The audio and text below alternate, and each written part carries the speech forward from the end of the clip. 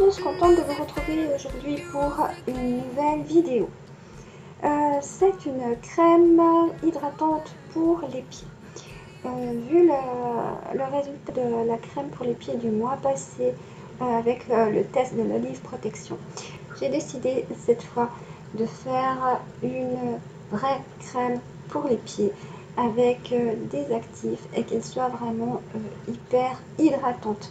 En effet, je déteste les crèmes grasses, voilà, qui laissent vraiment la peau grasse, à part les crèmes pour les pieds, surtout en hiver. De toute manière, je mets ma crème, je mets des chaussettes par-dessus, donc ça ne me dérange absolument pas, si ce n'est que mes pieds sont vraiment tout doux. Ce sera pour un pot de 100 ml. Alors, nous aurons besoin de 20 g de beurre de karité qui nourrit et répare. J'ai également décidé de mettre du beurre d'olive qui nourrit et répare.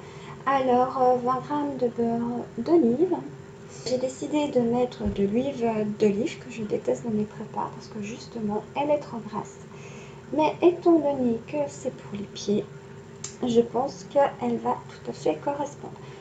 J'ai simplement pris de l'huile d'olive de mon magasin bio. Voilà.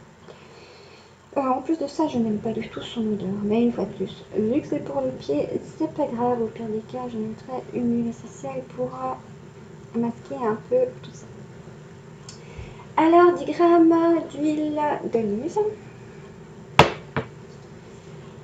10 g de coco silicone qui est émollient, 8 g de l'émulsifiant olive protection, donc qui est riche et protecteur. Je vous rappelle que c'est l'émulsifiant que beaucoup de monde a de la peine à travailler, donc celui-ci je vais le travailler avec le fouet électrique, c'est ce qu'il conseille sur le site Aromazone. Donc pour réussir mon émulsion, je vais utiliser mon fouet électrique en espérant qu'elle marche aussi bien que la dernière fois. Je vais encore rajouter 30 g d'eau,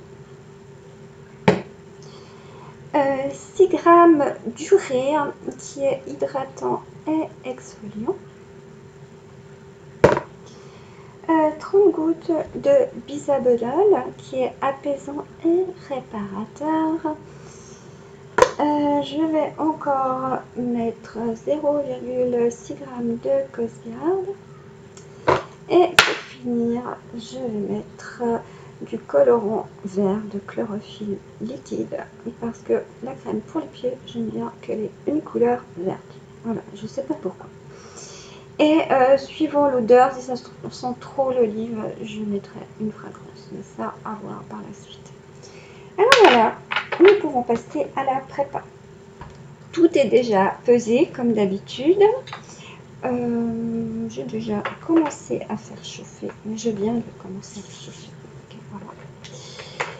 Alors, dans ma casserole, ici, j'ai mes 20 g de beurre de karité, mes 20 g de beurre d'olive, les 10 g d'huile d'olive, les 10 g de coco silicone et les 8 g d'olive protection.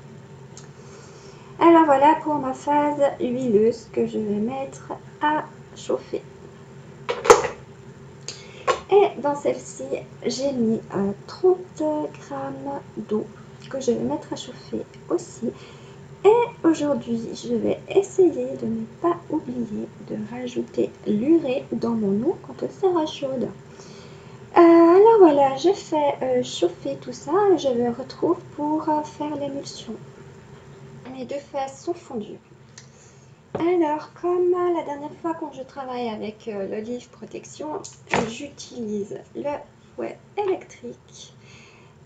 Je sais pas si vous voyez. Voilà, j'utilise le fouet électrique et du coup un grand récipient assez haut. Mais même là, pour commencer à battre, je vais me mettre dans l'évier parce que je m'en suis ramassé tellement de fois partout que maintenant je fais hyper attention avec ce fouet. Alors voilà, ma phase huileuse est fondue. Je vais rajouter mon urée dans mon eau pendant que j'y pense. Alors voilà, je rajoute mon urée dans l'eau. Et ben elle est déjà fondue. Super. Alors voilà ma phase huileuse. Alors je la mets dans mon revers. Voilà, je rajoute mon eau.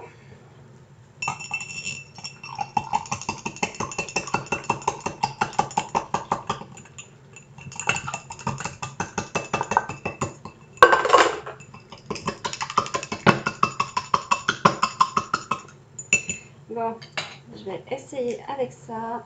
Je crois que je vais essayer à la cuisine. Hein. Je reviens tout de suite.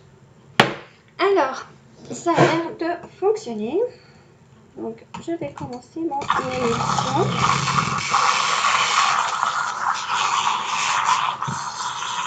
Alors voilà, c'est parti environ pour 6 minutes, comme ça. Donc, 3 minutes comme ça et 3 minutes dans un fond de froide pour faire prendre l'émulsion et la faire refroidir. Alors, je vais retrouver dès que mon émulsion a pris. Voilà, mon émulsion est prise. Elle est encore un petit peu liquide, mais ce n'est pas grave parce que celle-ci, elle durcit encore dans les 24 heures après. Et c'est vrai que je préfère qu'elle soit encore un petit peu comme ça, parce que la dernière fois, elle était vraiment dure de chez dur.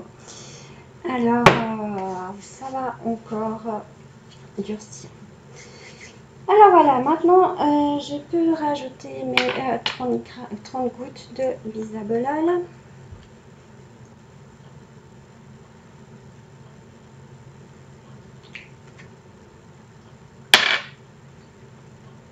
Je mélange.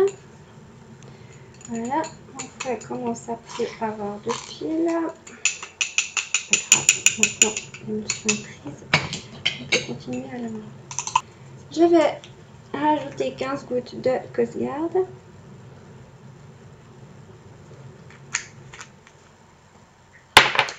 Voilà, je remélange.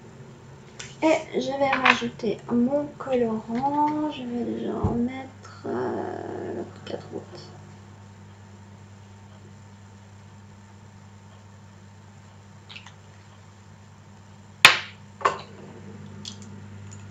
Je vais quand même rajouter de l'huile essentielle de lavande parce que j'aime pas trop l'odeur d'olive.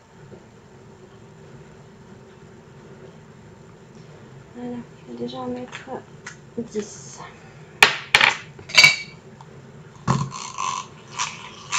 Bon, alors voilà. Ça sent plus l'olive en tout cas. C'est déjà pas mal. Alors, plus qu'à mettre au pot.